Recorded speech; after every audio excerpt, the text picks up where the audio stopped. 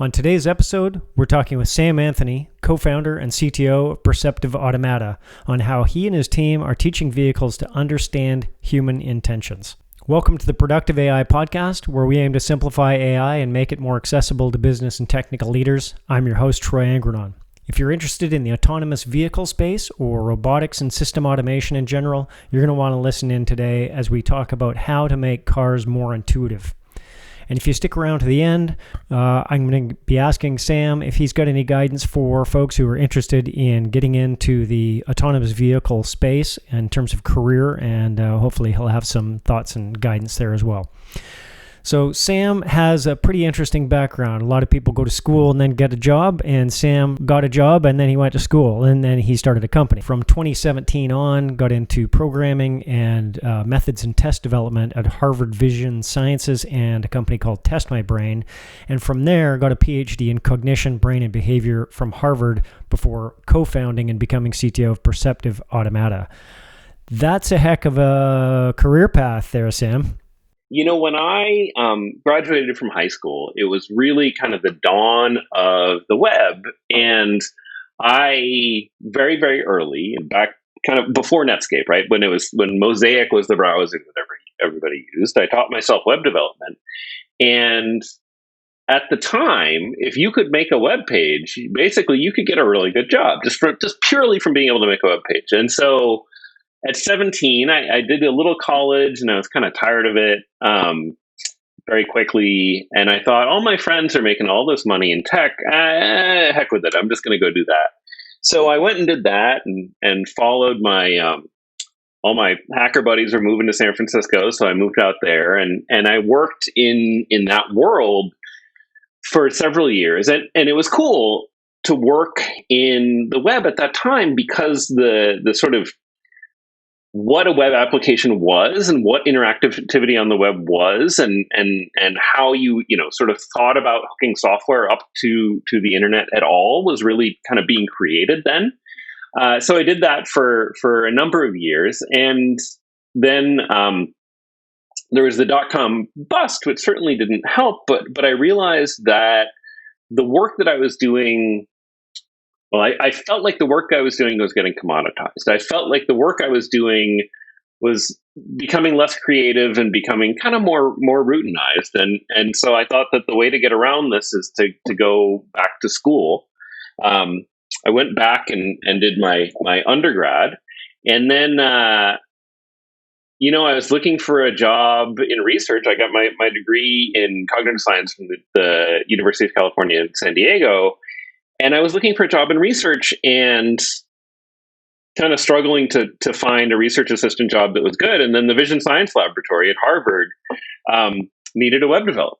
And I said, oh, well, so I'm looking for a research job, but yeah, I can make you web applications, no problem.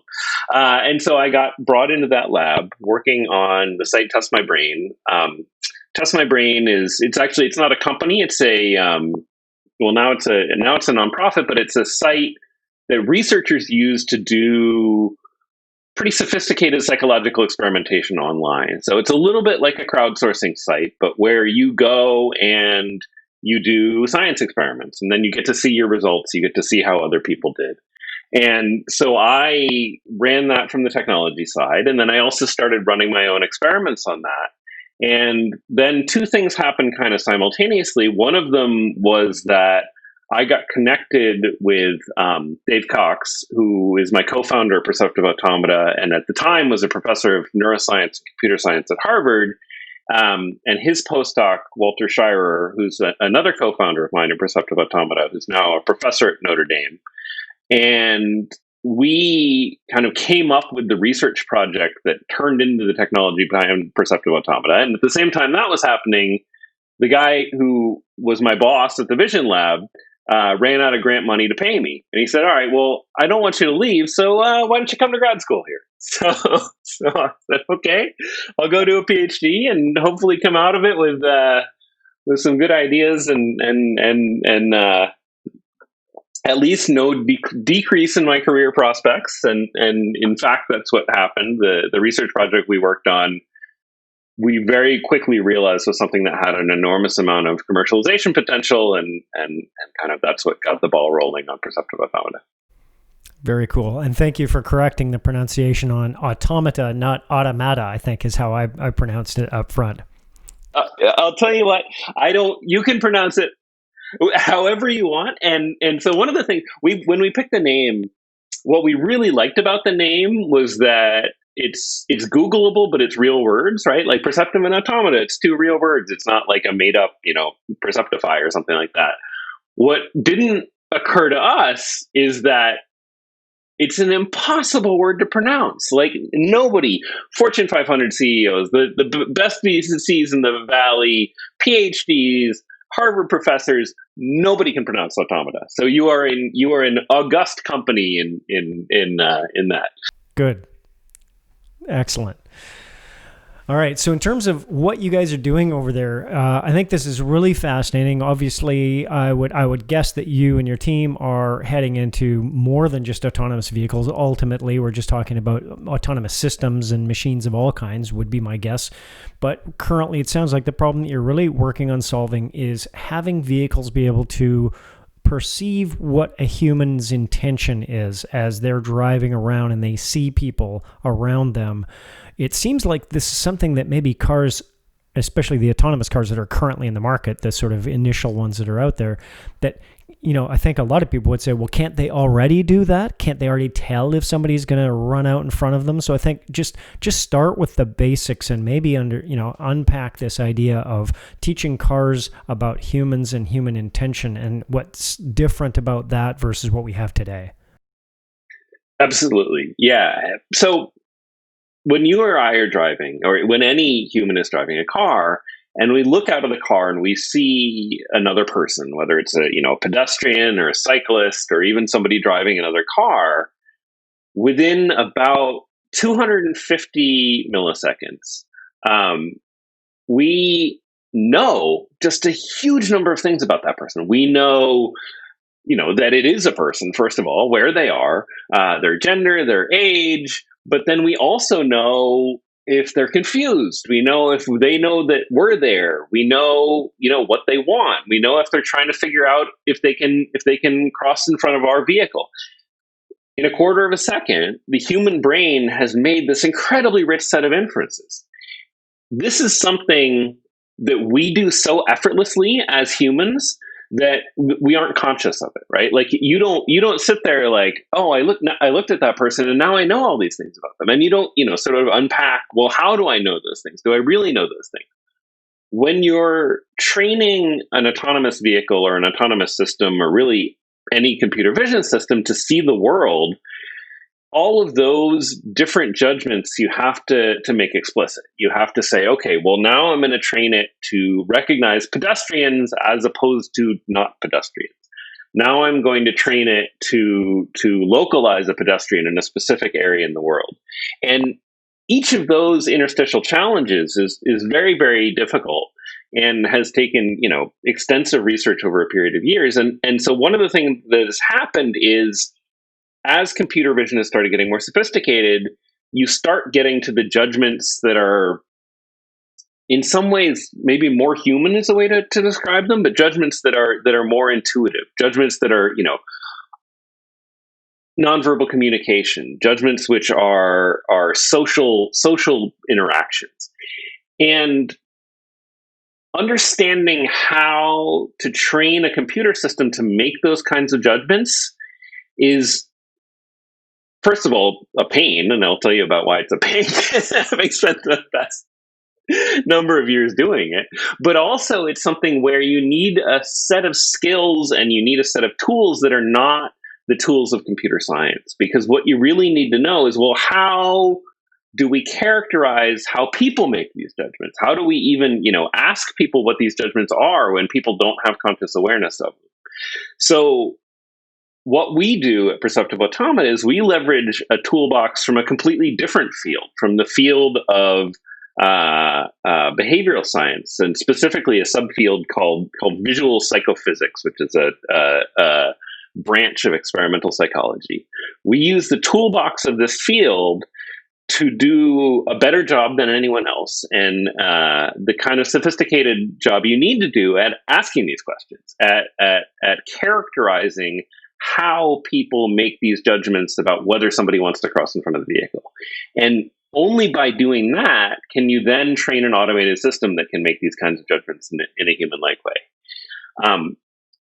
And it turns out to be something that's incredibly important, in part because people do it so effortlessly. When you look at driving, one of the things that it sort of from this lens, one of the things that you start to realize is that a lot of driving, maybe even most of driving, is a social process. It's not following rules of the road. It's not, knowing to stop at red lights. Like, yeah, you need to do that.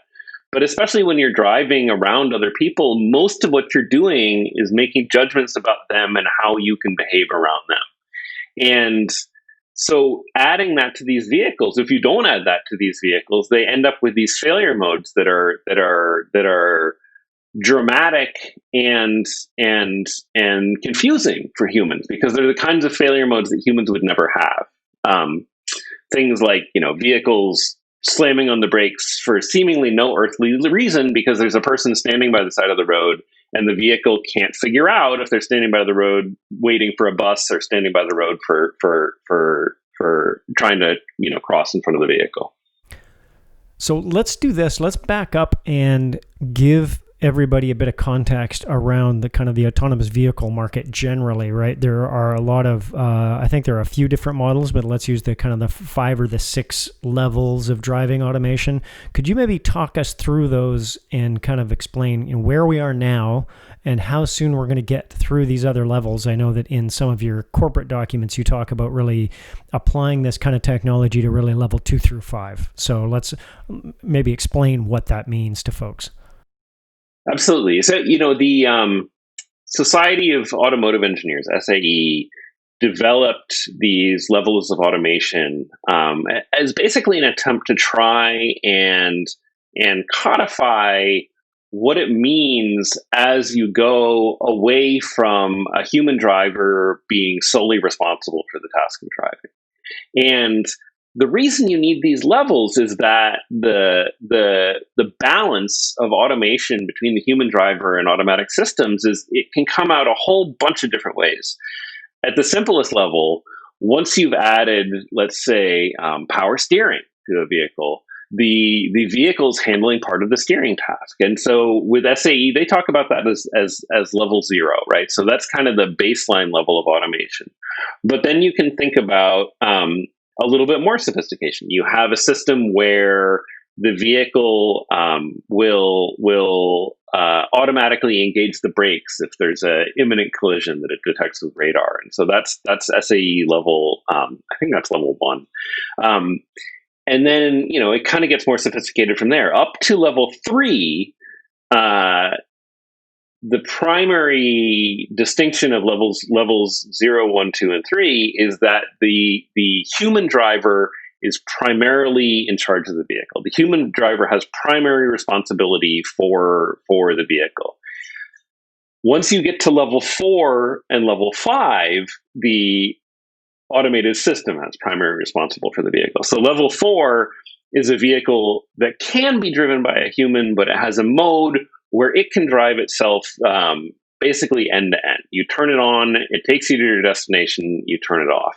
And then level 5 is sort of some of the more futuristic vehicles you've seen, where there's not even a steering wheel. These levels in practice, they were very useful to kind of put a little bit of organization and a little bit of structure on these kinds of systems. In practice, it actually gets a lot more complicated than that. So, okay, if you have a system that can only drive on the highway, but you don't have to pay any attention, is that level 3 or level 4? Well, it's probably level 4. If you have a level 3 system, but the level 3 system does an insufficient job of making sure that the driver's still paying attention, how does that pan out? And so these levels, they're kind of a useful guideline, but I think what's going to happen in practice is that the deployment of these vehicles isn't exactly going to map to those levels. So, for instance, there are a number of companies who are building level 5 vehicles, so vehicles that have no mechanism for an onboard human driver to drive those vehicles, that are designed for very restricted environments. So they're designed for college campuses or retirement communities where there aren't other vehicles on the road and where the maximum speed is very low, 5 or 10 miles an hour. Something like that is probably going to be one of the earliest domains where you see fully automated vehicles. On the other side of it, you are starting to get systems like Cadillac Super Cruise system, where Cadillac Super Cruise system, maybe you could think about it as level 3 because really it kind of can drive itself, but then it's not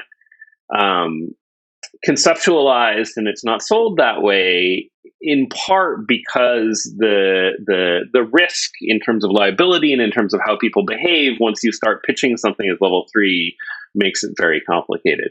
So when I'm asked the question of like how long it'll be until you get to full autonomy, first of all, I always try really hard to punt because it's I'm going to get the answer wrong, right? So it's just sort of an opportunity for me to be either too optimistic or too pessimistic.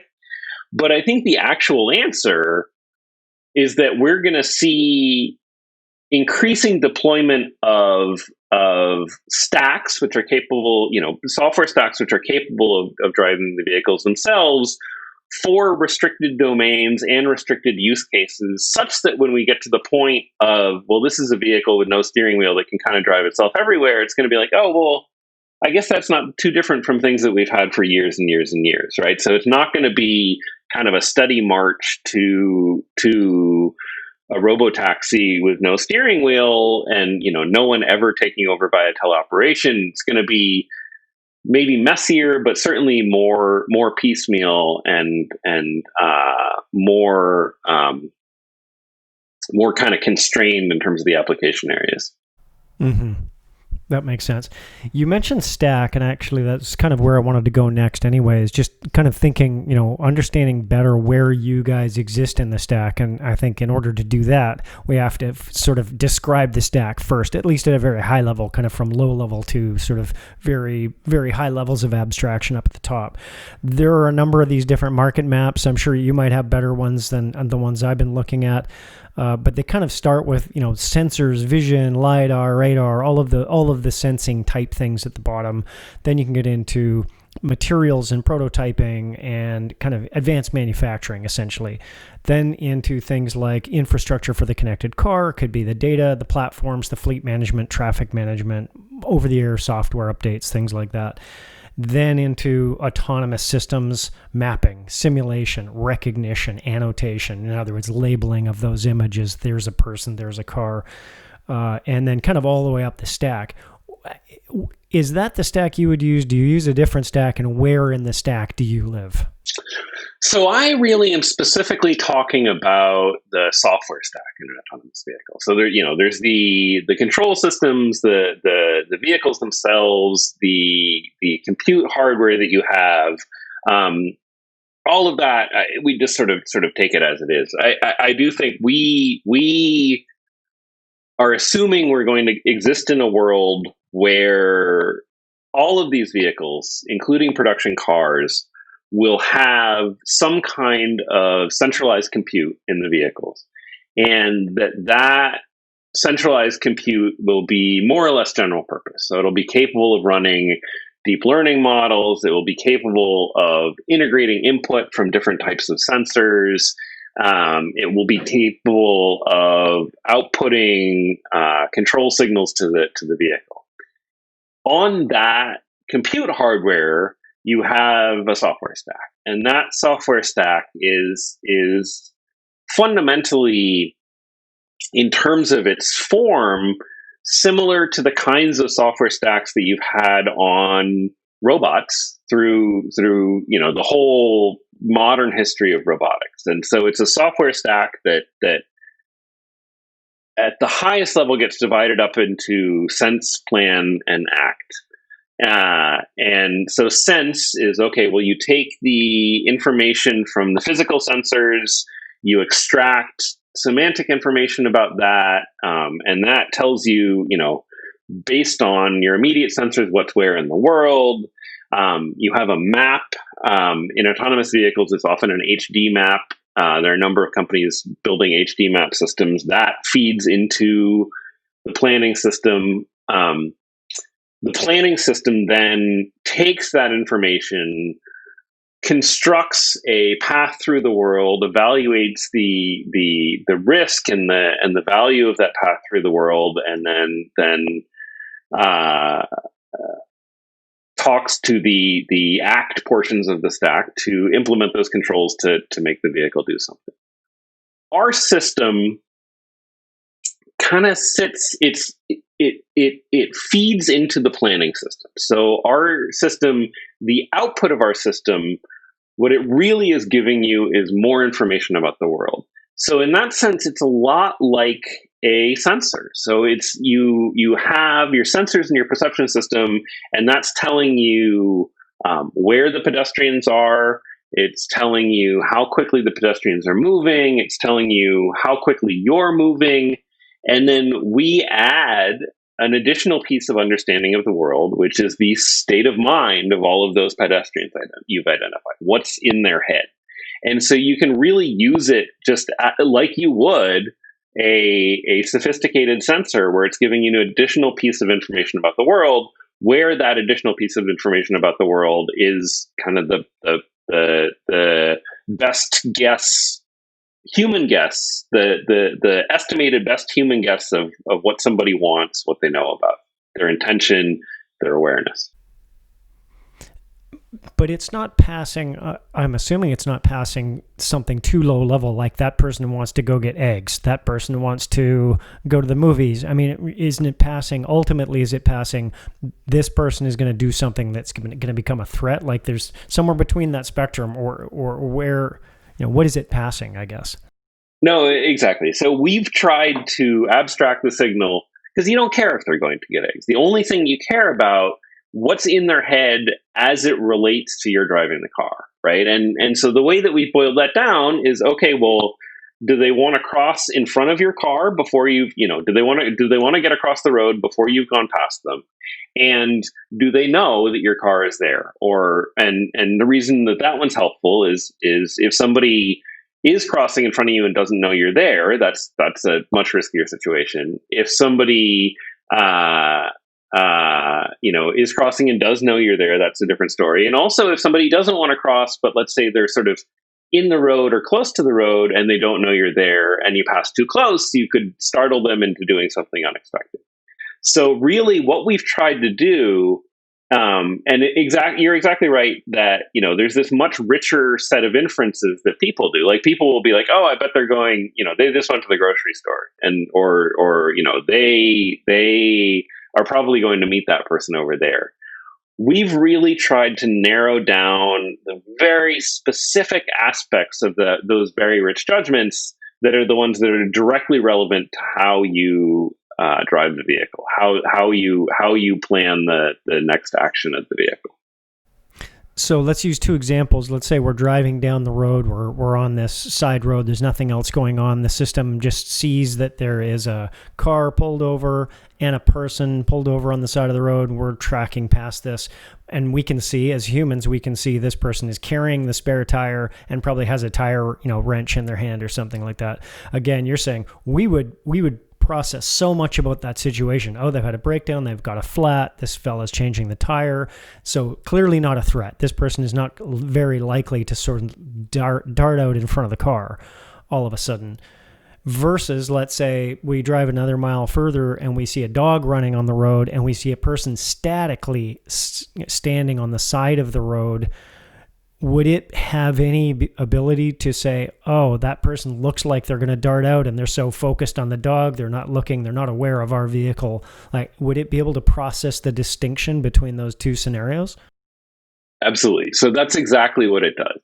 In the first situation, and the way that it does it is by looking at the person. So if you think about that person who has the spare tire, they don't care about the vehicles that are driving by. Like maybe they know the vehicles are there, but they're not attending to them as, well, I need to figure out something about these vehicles. Like they as long as they're not they have clearance to change the tire. It's like, whatever. I don't care about that. And that's reflected. There's in all these subtle ways, they aren't looking at you, but also, the way they're not looking at you, they're looking in a different direction, but kind of indifferently. Now you talk about that second person who's, who's trying to get a dog that has run out in the street. Even if they're not moving, they're attuned to the traffic context because they're trying to figure something out about the traffic context. They know that your car is there. Your car is part of a plan that they're trying to make, and they're a little bit tense, maybe, let's say a little bit, just they have their attention and their concern directed towards the vehicles that are coming around. And those changes in kind of attitude and attention and just your sort of stance towards the world, the physical features that those correlate with are very, very subtle and are things that, honestly, if you ask me, I just made up some features, but I don't know. I don't know what the features are that I use. But when you look at these situations as a human, even if I just show you the person and don't show you the dog, don't show you the spare tire, it's clear as day. You just immediately know.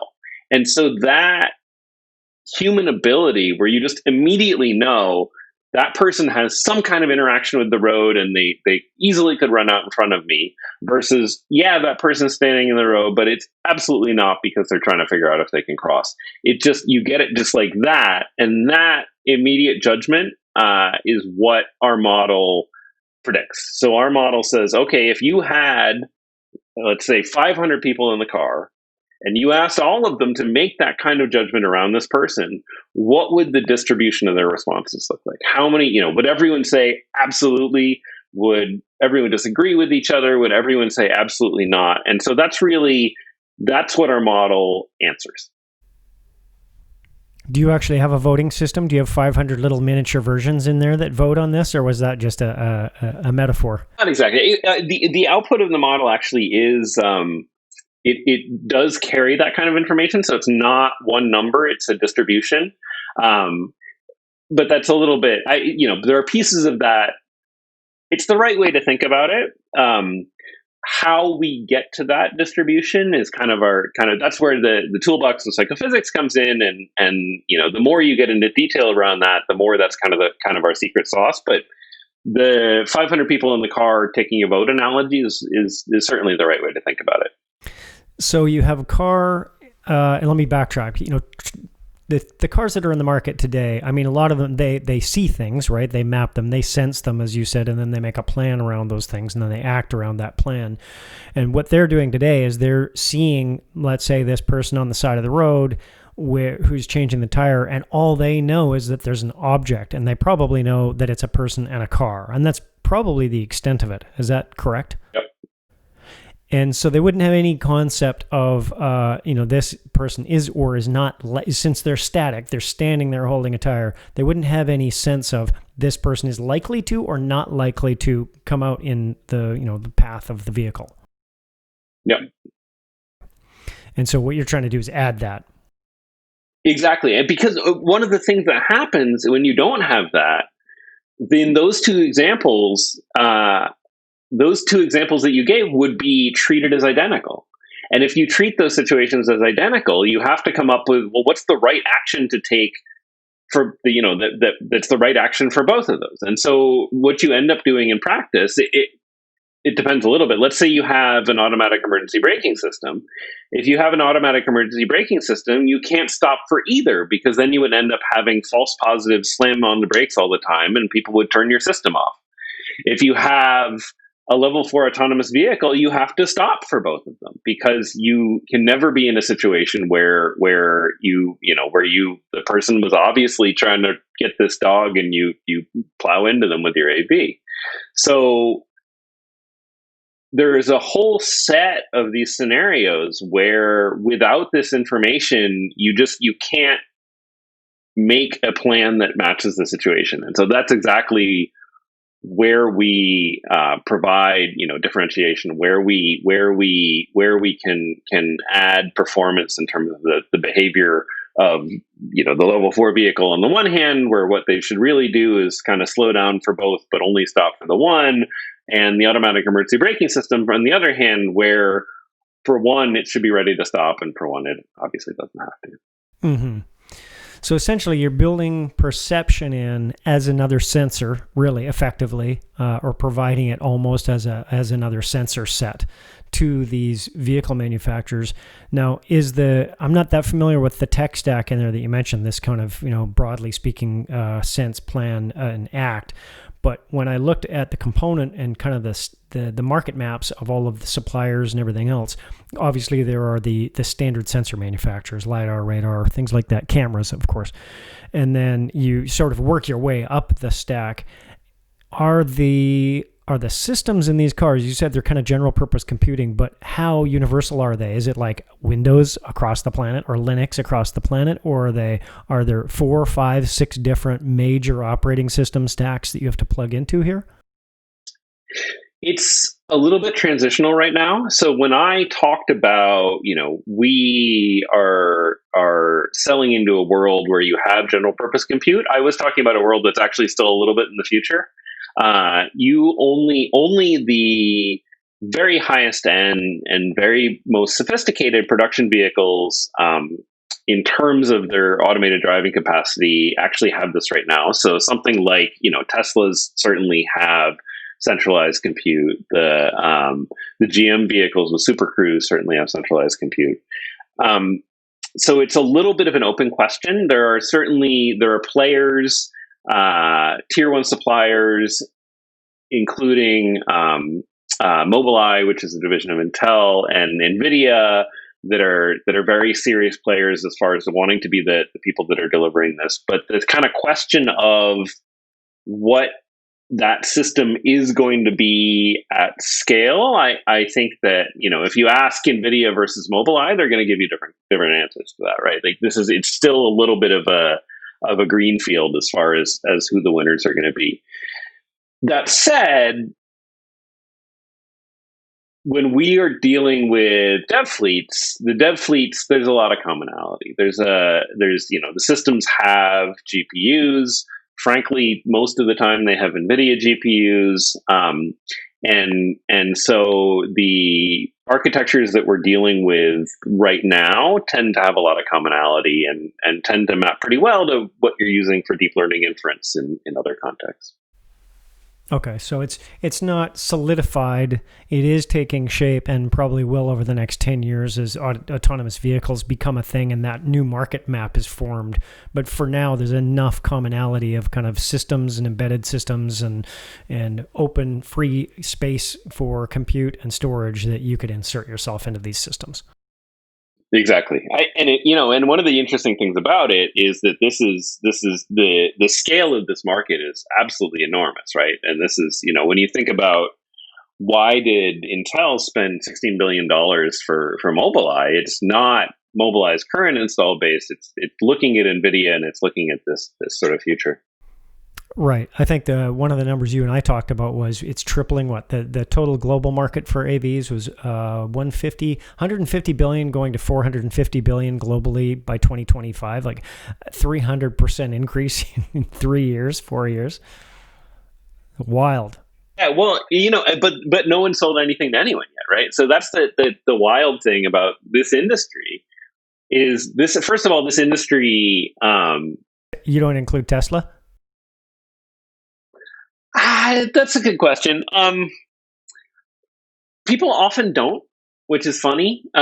People will sort of for a couple different reasons, right? Like, so one of the reasons is in some ways they're so far ahead as far as deployed base that other companies don't really like to talk about it.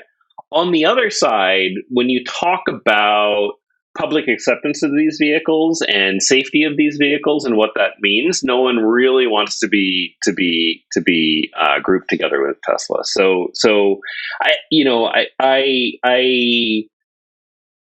and I guess the other part of it is they have been selling full self-driving for a number of years. I have not seen that myself. And so the question of whether they've been selling something that is existing, or what time frame that'll be on, or what they sort of really have, is there are complexities there, I think. None of which is to say that they are not very sophisticated and do not have very sophisticated systems. Like, I think the fact that they've been able to get something very much like a level 3 system deployed at scale is genuinely very, very impressive. But there are, from the perspective of the rest of the industry, a lot of people will say there are complexities about what they have and haven't done, and how they talk about that. And they're very much a closed system. They're vertically integrated top to bottom. I mean, they've even built their own internal compute, and I think that they've publicly said they're basically going away from NVIDIA for the next generation CPU. They have said that. I mean, my sense for them is that they are actually fairly pragmatic, but they don't necessarily talk about how they're pragmatic. There's this guy on the internet who's made it his mission to source all of the parts in a Tesla. So he like down to every bolt, figuring out who their suppliers actually are and figuring out how much of it actually happens in-house. And I don't know quite why he's so compelled by this, but it's pretty interesting. And they do a good job of leveraging smart supplier networks, and then they also do a very good job of not talking about that necessarily. So I think that they are a closed system, and they very much would prefer to build things themselves. Again, how much that's happening when and where is something that is, I think, intentionally not super clear. Yeah, I think I kind of think of them a lot more like Apple, right? Where even if they don't own all of that supply chain, they are in direct control of that supply chain, and they're vertically integrating within that supply chain, versus all the other sort of manufacturers playing catch up, saying, man, we're 10, 5 or 6 or 10 years behind. We need to go partner. And the partnering arrangements in this ecosystem seem to be just absolutely going crazy. And everybody's running around trying to find dance partners and component partners and suppliers. Yep. I mean, I think that partly it's that they're playing catch up, and partly it's that that's how the automotive ecosystem has worked for decades. That, if you talk to an OEM, they are not interested basically in making anything. Everything they want to, it farms out to tier ones. Tier ones farm out to tier twos. The deep connections and the partnership and the overlap, those are already there, and so that's how they're used to working. For us, that's actually been a really nice thing about being in this world, is that, they get it, that we're a vendor, and we're at an early stage, but we have something they can't get anywhere else. And so we sort of need to get integrated into those networks. And so it's been very useful for us that that's kind of how the automotive ecosystem works. So who, and this obviously, I'm not looking for you to disclose private things here, but who would you be typically partnering with, or which kind of OEMs would you be going after? And I don't know how much of that's public, so to whatever degree you feel comfortable answering that question, where would you plug into the ecosystem all the way up that stack?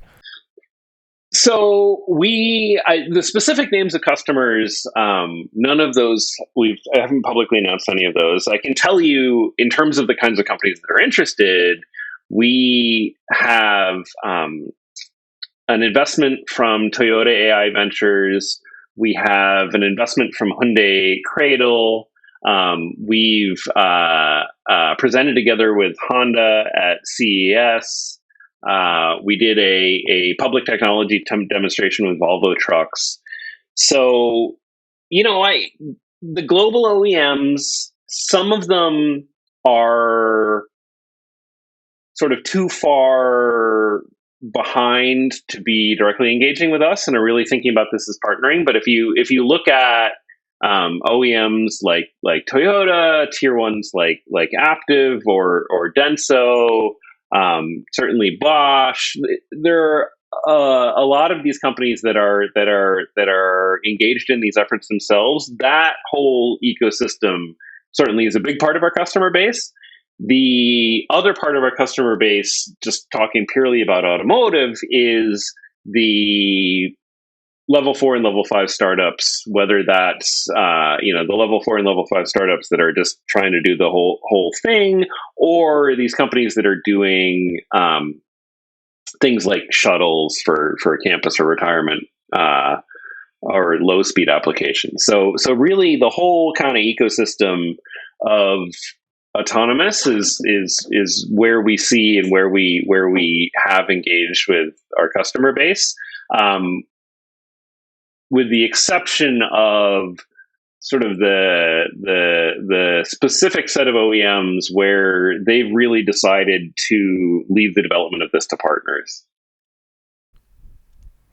Okay, so it sounds like the whole spectrum, basically, of types of vehicles, from the small, low-speed applications all the way up to large trucks. And would this extend at some point? I don't know if this is part of where your direction is, but would it extend to something like there's a move towards kind of autonomous, construction equipment and things like that, bulldozers and all that kind of world? And there are a number of different startups in that space. I would assume that this could be a potential extension, that it would be just as suitable over there. Yep. From our perspective, this layer of human intuition, this ability to, see a person in the environment you're operating in and figure out, what they want and what they're trying to accomplish, insofar as that matters to your motion planning and accomplishing your task, is something any autonomous system that's working in a mixed environment with humans will need. So you talk about hospitality robots, factory robots, mining vehicles, construction vehicles, last mile delivery, sidewalk robots. All of those, we think there are applications. It's kind of just a question of, from our perspective, we want to make sure that we engage with each of these vehicles right, and we kind of hit the proof points, so we don't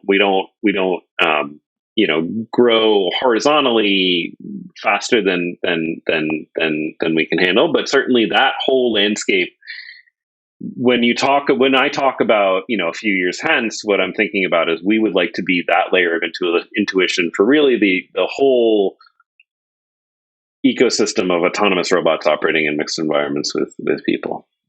We do have customer engagements that are outside of automotive, but it just, automotive is our primary market right now. Yeah. And a lot of that we've just talked about is kind of the civilian application. I'm assuming that you could or may want to also apply this in a military context. There's a ton of work going on autonomous vehicles to support in military applications. Is that an area that you guys are pursuing or interested in? We've certainly had conversations. I think that, the nice thing is that the core product, really just as is something that, you're going to need for an autonomous military vehicle as well. I think there's some more specialized applications where we've decided that it isn't quite the right fit for the technology. But you talk about, automated convoys of military vehicles that are operating in a foreign country. Absolutely. That's a mixed environment. That's a mixed environment where they have to, interact in a way that is not disruptive with the local population. And so that's something where our application would be really a perfect fit. We've had various conversations, like in the early days of fundraising, people would be like, "Oh, wow. So you can tell, could you put this on airport cameras and then know when somebody's a terrorist?" And no, we can't, because what we use, these signals that we use, are really dependent on everybody wanting the message to get across, right? So what we are not good at, if someone is trying to trick you, let's say there's a pedestrian who, is trying to trick you into thinking they aren't going to cross, and then they're going to cross. Humans are going to do a bad job at that, and so we are also going to do a bad job at that, right? What makes our system work is that this is a nonverbal communication. That pedestrian whether they know you're there or not, they want you to know if they want to cross the road. They're not interested. They're not trying to keep that secret from you. Like, they're trying to figure out if they can do that safely. If someone is aware of you, then that's a mutual thing. So we work best in these environments that are kind of not adversarial, but ones where it's really a kind of social interaction where everyone's working together. I like what you said early on, which was you said that driving is far more of a social process than just a rules-based process. And I can see that that plays out here. So if it's, you're all making this agreement that, hey, you want to get your dog, you want to be safe, you don't want to get hit by the car, I don't want to hit you or the dog. There's a lot of stuff going on there. I can see how that would get actually quite complex and maybe not work very well in a military or a combat environment. Depending on what the context is. So, okay, that's great. I mean, I should say there are certainly, like I say, the product is a necessary product there. There are specific kinds of applications where when you're dealing with deception and when you're dealing with adversarial relationships, it's something that people aren't good at, right? And really the heuristic for us is this something that humans can do effortlessly? If they can, it's something where our method will allow us to do that automatically. If they can't, it's a little bit of a fuzzier story. Right. So it might be really good at intuiting, let's say, the friendly side, your own team, and knowing where they are and whether they are going to cross your path and they're aware of you or not, versus, let's say, an adversary on a battle space or something like that. So in terms of kind of before we get to the summary, what I'm hoping to do is we'll do a quick summary, and then I would love to get your thoughts on kind of advice and guidance to anybody who's interested in this field. So here's my hack together summary, and you can correct me if I'm wrong here, but it seems like you've really got a number of different customers for this. They could be integrators, could be actual autonomous vehicle kind of manufacturers like OEMs. They could be delivery companies. So there could be a variety of different types of customers, or even some of these level 4, level 5 startups. So it sounds like you've got a lot of options for customers. And am I missing any major ones there? Well, and the other verticals that are a pretty broad space, but you captured it. And then geographically, I'm assuming this is pretty much most of the world, or are you really focusing in North America and Europe, or? No, it's definitely most of it. Actually, one interesting aspect that we didn't get into, the need for this is actually greater in some parts of the world, because when I talked about driving being a social process, that's on a continuum, right? So driving on a relatively empty freeway, that's not that much of a social process. Driving in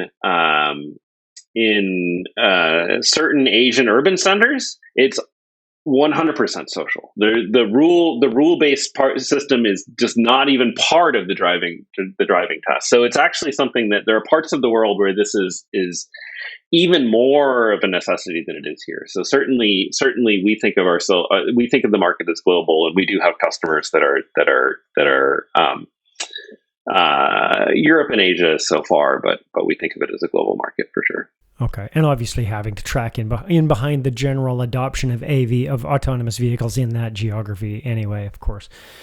So essentially what you're offering then at the end of the day is this kind of lightweight, edge compute-based perception system that you can integrate into the larger tech stack, and it just gives that additional intuition or perception or signal or sense to the car of there are people around it, and I believe that they are intending to cross our path and they are aware or unaware of us, and so that's feeding into the car's system so it can just make better plans. Yep, exactly. And now in terms of the just quick kind of side technical question there, it sounds like most or all of this compute is happening right there in the car at the edge. In other words, it's not relying on 5G. It's not sending things back and forth to a data center. That would be my guess. Is that correct? Yeah, it's all on the vehicle.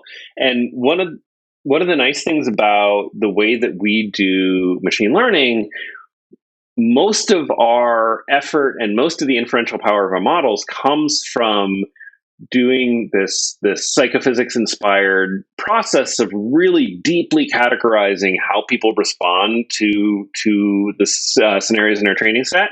So that's where our inferential power comes from. When we go to train these models, we can pick very lightweight models that will run, orders of magnitude faster than real time on limited edge compute, because all we really need, we need something that can learn. This is a statistical learning engine. We don't need super elaborate deep networks, because most of the power comes from, how we collect our training data, how we structure our training regimes, how we evaluate our models. Is there any amount of that you feel comfortable talking about just briefly in terms of training data? Obviously, that's a big issue for most people in most of these contexts. Either they don't have enough, or I heard a quote the other day, I don't know how accurate this is, that Tesla had, for example, 300 people working on their software for this full self-driving, but 500 people labeling images of stop signs and things like that, like all these edge cases and corner cases and things. So I'm curious, kind of like how gnarly of a problem is training for you is part one, and part two, are you looking at simulated data or synthetic data and essentially creating simulation environments to train inside? So it's way gnarly. I would say that being willing to face that down is actually a big part of our differentiation. For us, we make our jobs substantially hard, make it substantially harder on ourselves. When you talk about people doing labeling, you said labeling stop signs, right? If you're labeling stop signs, for every training sample, you need one label. You need stop sign, and then you need other ones that don't have stop signs. For us, for every relevant interaction that goes into our training set, we collect hundreds of individual pieces of data. Not just one person's, answer to a simple question, but many people's answers to more complex variants of questions based on different versions of the training data. So we really will, for every one of our training samples, the final label is an aggregation of sometimes 600, sometimes 1,000 discrete pieces of information that we've collected from humans. The downside of that, I think, is pretty obvious. Our labeling process requires a lot of people time. The upside of it is that because we're very, very good at asking our questions the right way and asking these variants of questions, we get a ton of sort of juice from each of these training samples. So the total number of training samples we need is orders of magnitude lower than if we were just doing kind of simple annotations. So on the one hand, the actual annotation task has a lot more meat to it. But on the other hand, because we're good at doing it that way, we can get to the model performance numbers we need with, thousands of hours of driving instead of hundreds of thousands or millions of hours of driving. Okay, so let's say a lot less source images and a lot more data or labels per image or per video feed or whatever. Yep. One of the ways I talk about it is it's almost like everyone talks about a single dimension of data. We have kind of this orthogonal dimension where it's not just breadth, it's breadth, but then it's the depth of the information we get for each of these samples. Mm-hmm. So let's wrap this up with, I'd love to get your thoughts on, speaking to somebody who's maybe not yet in the autonomous vehicle field, at whatever their functional role is, whether it's sales or marketing or engineering or deep learning or whatever, somebody who wants to get into this space. Do you have any thoughts on that? Any guidance when you talk to people who say, wow, that sounds great, I would like to get into that market? What are your thoughts there? Yeah, so first of all, it's a weird time to be trying, because I think that the industry as a whole is kind of trying to figure out how long this is going to take and what the path is going to be. Certainly, for us, we are always looking for people that have just generically very good software engineering skills. We are always looking for people that are comfortable with the data needs.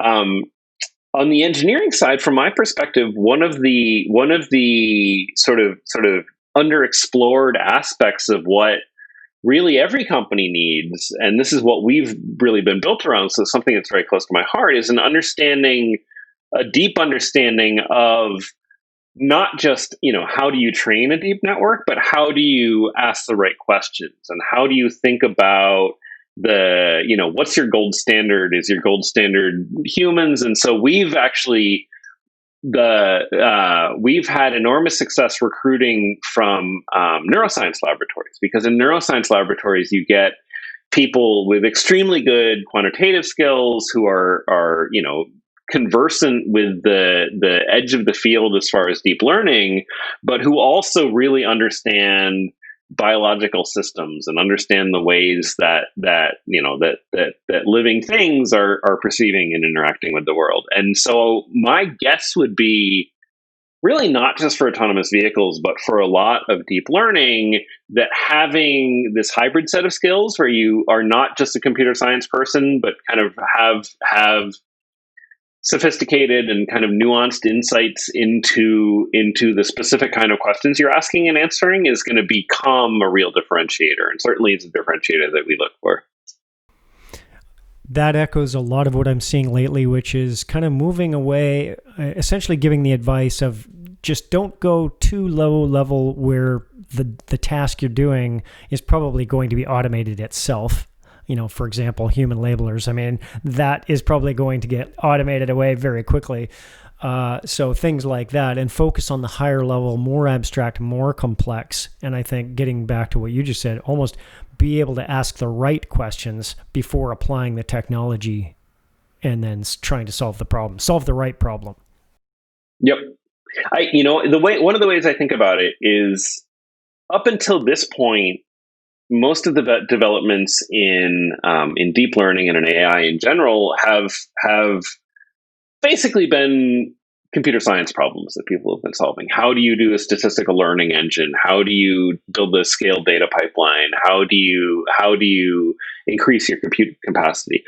All of that is incredibly important, but then you look at something like DeepMind from Google, and one of the reasons DeepMind has had so much success, it's not because they're better at the compute, it's not because they're computer scientists, but it's because they synthesize that with some pretty deep understanding of how the human brain is solving these kinds of unsolved problems. And so that kind of synthetic approach, the more we've reached a point with deep learning where deep networks are really good, right? They're statistical learning engines, and they're statistical learning engines that you feed them enough data and they will find the patterns in it.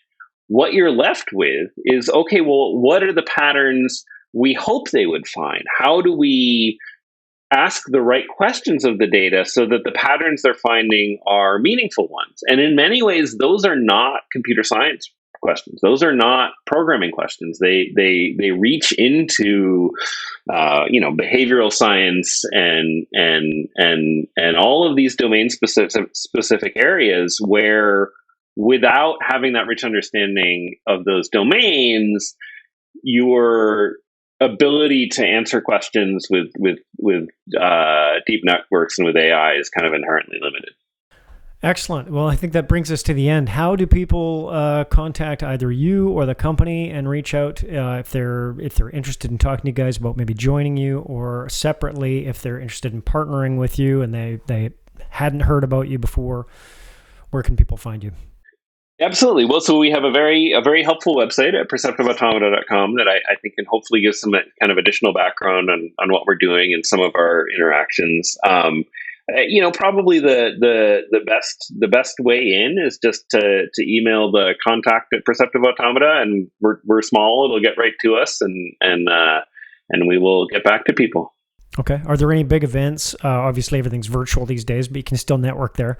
Any big events or upcoming shows or sort of industry and trade shows that people might want to be looking at that you would be part of? We're trying to figure out our strategy. We will almost certainly be participating in some capacity with virtual CES.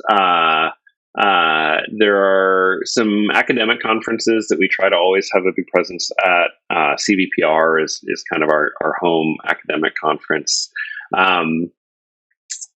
Past that, I think we have a lot of stuff cooking, and we're going to have some events that get announced pretty soon. But for that, I would say that people should check the website, because things will be popping up there for sure. Perfect. Sam, thanks so much for being on today. This has been awesome. I was really looking forward to this conversation. So thank you for coming on the show. Thank you for having me. That brings us to the end of today's Productive AI podcast with Sam Anthony from Perceptive Automata. Oh man, that one's really sticking. All right, I hope you enjoyed the episode. Please check out the show notes for links to everything we discussed today, and thank you so much for joining us, and hope to see you on the next episode.